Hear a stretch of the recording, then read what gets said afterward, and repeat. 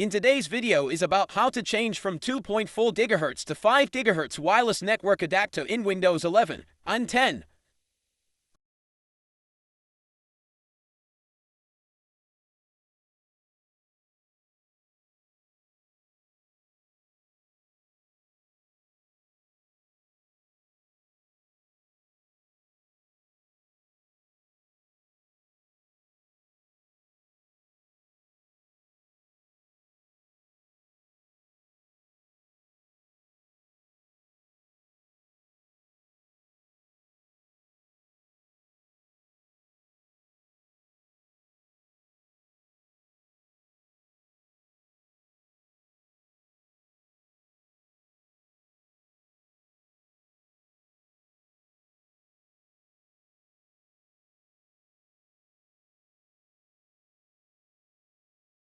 For more informative videos, please subscribe Info of Tech.